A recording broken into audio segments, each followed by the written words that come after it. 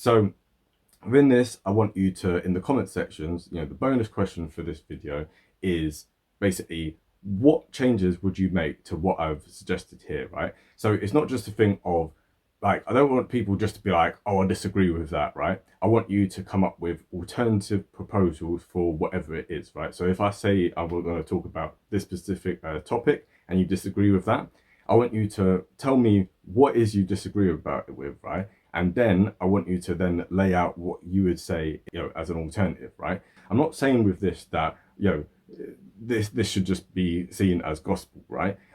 I'm not even saying that this should necessarily be like the only kind of constitution which is kind of like put forward, because obviously everyone's got all different ideas. But hopefully with this conversation here, it begins to lay the groundwork for something which, like I've said, I want this to be my life's work and stuff, right? I don't want for this constitution or for any constitution for this country to last for a shorter amount of time than I am right now, right? So I'm 28. I want it to last way, way longer than that. So I hope that you join me for this journey, and yeah, let's crack on. I think that the poorest day that are in England have a life to live as the greatest day.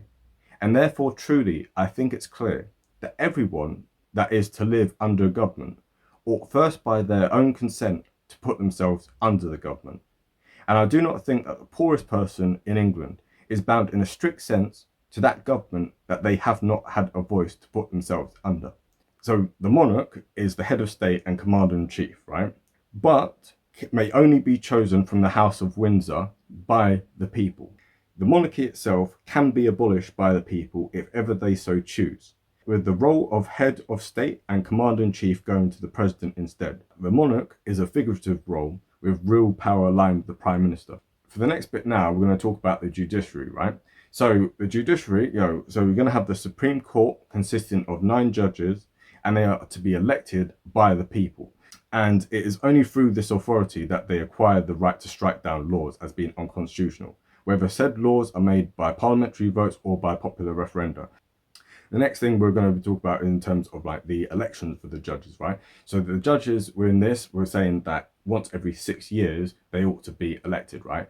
But that there's no term limits with regard to judges. And so that's why it says, look, to retain as much continuity within the interpretation of the law as is desirable by the people, while still retaining accountability for their rulings. Now we're going to talk about the legislature, right? So this is where we're going to get quite interested, right? So Parliament is sovereign via the power instilled in it by the people. However, Parliament has a duty to uphold the Constitution by solemn oath. And if ever a referendum is held in any part of the country that seeks to deny the rights of a part of the people, it is Parliament's responsibility to strike it down. So for Parliament, when it's talking about House of Commons, right, it should be a thing where it's once every 4 years. And then when it comes to the Senate, which we're going to talk about in a little bit, the Senate should be once every 6 years, right? Talking now about term limits, so when this talking about, so MPs will serve for a maximum of 24 consecutive years and must wait for an entire election cycle before being able to stand for another election, right? To limit careerism whilst also ensuring that statespeople will be retained and have the chance to return if they are deemed popular enough by the electorate, right? So the Senate will be made up of candidates from the 2 largest parties within each county. And the senators themselves shall be elected from the local councillors from each of the counties with respect to their own respective parties. So like the party which gets like the most votes in that county, cool, they have a senator. And then the party which comes second, they also have a senator, right? Senators will be limited to serving a maximum of 24 consecutive years, and afterwards must wait for an entire election cycle before being able to run for another election. So these 2 measures for the Senate will protect against careerism and ensure that senators come to the job only for public service and to represent the 2 most dominant factions within their respective counties, right? Instead of the simple representation of majority rule as seen under other proportional voting systems. Right, the next thing we'll talk about was with regard to ratification, for different constitutional amendments, right? And also just for the Constitution itself. So what we've kind of said is this. So the ratification of amendments require, firstly, a simple majority of the people via referenda, followed by a 3/5 majority in both houses, right? So as we say here, this protects the liberties of the people while also allowing enough flexibility to make amendments without too much rigidity. Right, so this next bit here is talking about having a new capital, right? And it's going to be situated in a new town called New Jerusalem, near the village of Cotton in the Elms in Derbyshire. Now, I'll say here, like the reason for that was the point furthest from the sea, and therefore within England's heartland, yeah, right? So this little town here of Cotton in the Elms, this is actually the furthest point from like the sea of any point within England, right? If you look at London, it's like right by the sea, etc., pretty much. But this bit here is right in England's heartland, and also as well, it also happens to geographically be like quite central as well, yeah, right. So it's within the Midlands, yeah. So it's not too far south, it's not too far north, it's nearish to Birmingham. And also with the name of it, yeah, right, it's the fulfillment of Blake's song Jerusalem. Now, we don't want it to be called Jerusalem because then that would be confused with like the capital of Israel and stuff, yeah, so we didn't want it like that. But what was basically saying is, yeah, New Jerusalem, yeah, and it's because of Blake's song, which is Jerusalem. So where it says like where we have built Jerusalem in England's green and pleasant lands, right? Also as well, with regard to this, it's just like laying out, so at the current time, we have 533 MPs and stuff within England. And then if you add this up with the 96 senators and you've got the one president, this adds up to 630 parliamentarians, right, in total, right? So the next bit here, we're talking about the Senate's role, right? So the role of the Senate is much like the House of Lords currently, right, which is to scrutinise, and it says there, if necessary, to block legislation, right? And it says also the role of the Senate is to represent the interests of their own counties, right? Next bit here we want to talk about is the role of the Speaker of the House of Commons. So the Speaker of the House of Commons, much in the same way we have that with the current system, is an impartial MP, and they're elected by the other MPs, right? The Commons reserve the right to censure or impeach the Speaker for impartiality or misconduct, right? This bit here where we're talking about the armed forces, right? The deployment of our armed forces must be approved by 3/5 majority in both houses of parliament, unless the country is under imminent attack, in which case the Prime Minister shall decide. However, this is the next bit which we're going to talk about. The Prime Minister's decision is to be subject to later parliamentary scrutiny. And if the Prime Minister is decided to have acted disproportionately, they may face censure or removal and their action halted or undone. Right, so the next part now, we're going to be looking at the executive. So we've already been speaking about the Prime Minister. So it says here, the Prime Minister is the head of government, and they sit in the Commons and can serve for a maximum of 8 years. And we're kind of just laying out what the Prime Minister is. So already within our own constitution, that like the Prime Minister by default is this, but I just wanted it to be kind of laid out like this is what the Prime Minister is, right? They are the leader of the largest party in the Commons and can be removed by a simple majority and a vote of no confidence within the Commons, right? Now talking about the president, right? So we've mentioned the president within this, but we want to just make this a bit clearer. So the president presides over the Senate and is elected directly by the people through 2 rounds of voting, right? Whereby if the 50% threshold is not met in the first round, the 2 candidates with the most votes will face each other in a runoff election for the second. The president is limited to serving just 1 6-year term to limit the presidential power and to focus their agenda. Now, the president requires at least 5 senators' endorsement, right? So, as we say here, is to limit inexperienced populists and to ensure a broad enough support within the Senate across the counties. It said here, in the event of the president's death or impeachment, their vice president will serve out the remainder of their predecessor's term and may run for re-election. So this means that actually you could end up having a president who lasts for slightly longer and stuff. It also says here that the president may be impeached for an unlawful act and shall be replaced by their vice president. So again, it's kind of like reiterating this thing of like, if they've done something unlawful, they can be removed and they'll be replaced by their vice president. It says here, while the Prime Minister represents the most dominant party in Parliament, the President is more representative of the people and can challenge the policies of the Prime Minister. In the event of the death or removal of the Prime Minister, the Deputy Prime Minister shall take over until a new election can take place within the Prime Minister's respective party. And also as well, it's saying that in the event of the monarchy ever being abolished, the President would automatically become the official head of state and Commander-in-Chief, although ultimate power would remain with the Prime Minister. The president can only keep check of the power of the prime minister, not overrule them, as the president has no right of veto and may only use their influence within the Senate to persuade the senators to vote a certain way. And also as well, when we're talking about here, we're talking about the armed forces must swear their allegiance to the flag, the constitution and the people, and to defend them against all enemies, be they foreign or domestic.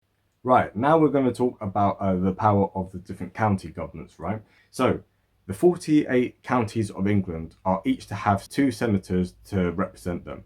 The 48 counties are the ceremonial counties of England, with the only change being the removal of the City of London from said list, while still retaining its protected status as a separate and a historic entity, and to create an expanded county in its place, the County of Inner London.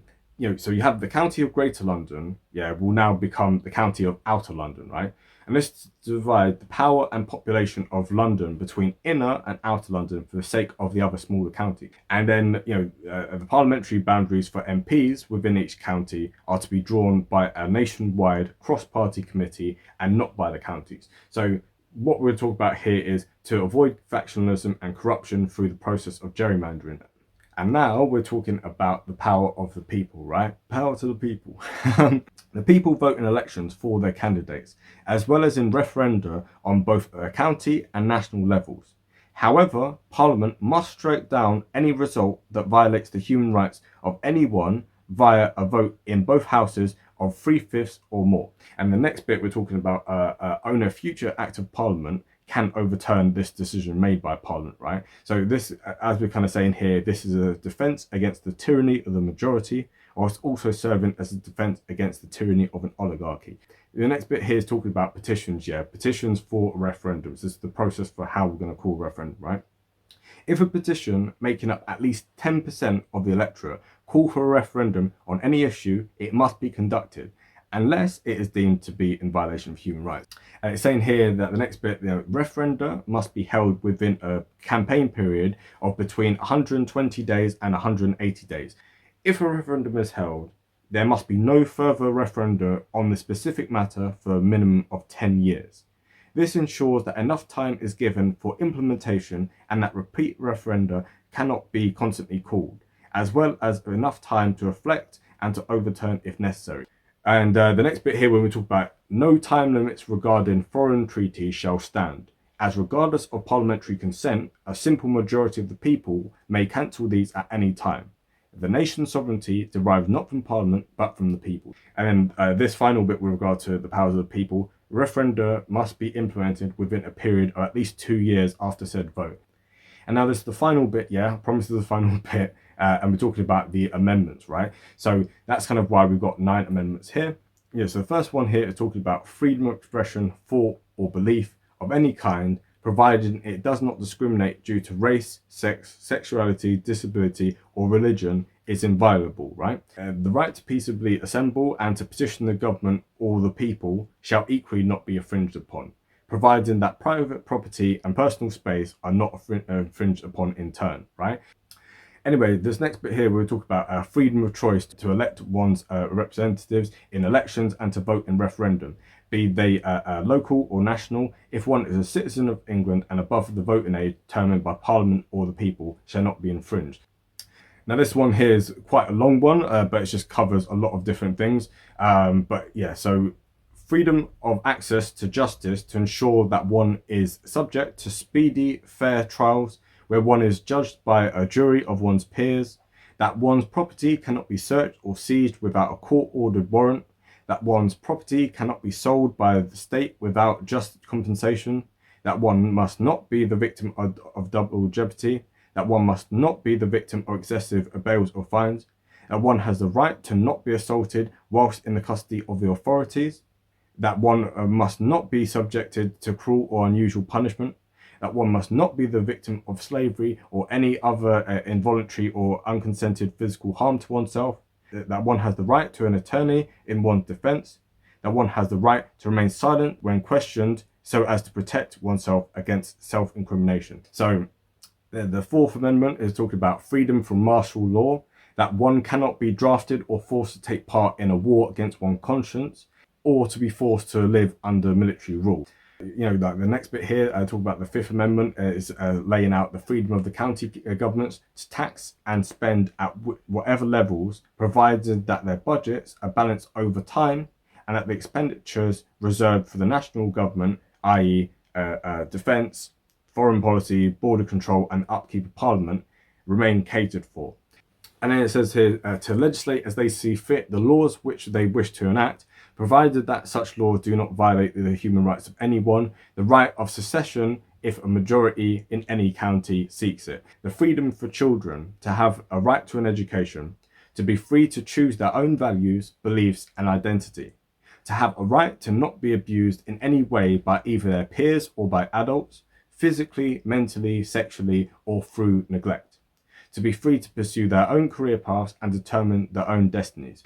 And the next bit is freedom to have the bare necessities of life. Yeah, look for the bare necessities. No, I'm joking. So it's saying freedom to have the bare necessities of life, regardless of income, be that access to healthcare, education, an old age pension, legal representation, income support due to lack of employment, income support due to one having a disability, income support due to one having to take care of an infant or heavily dependent person, a decent compensation for paid working hours, a say over who manages one within the workplace, a guarantee of sickness and holiday compensation, protections for one's health and safety within the workplace, and for the reasonable mitigations against pollutants. So number 7 is potentially more left leaning.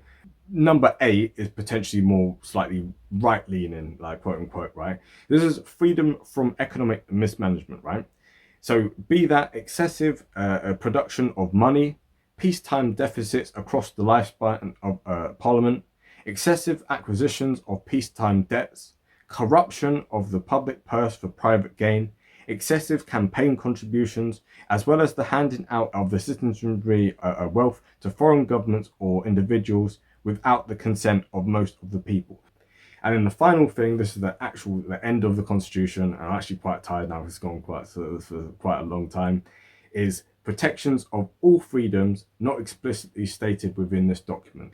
So, that being said, let me know in the comment section what things you would want to change about this, what ideas you have, like what alternative things you have basically. Yeah, so if you kind of go, right, this line here, it should read as that instead, please let that be the case, right? I don't want to just hear people go, no, I don't like this. What would you do instead, right? So with all that being said, have a great day and bye.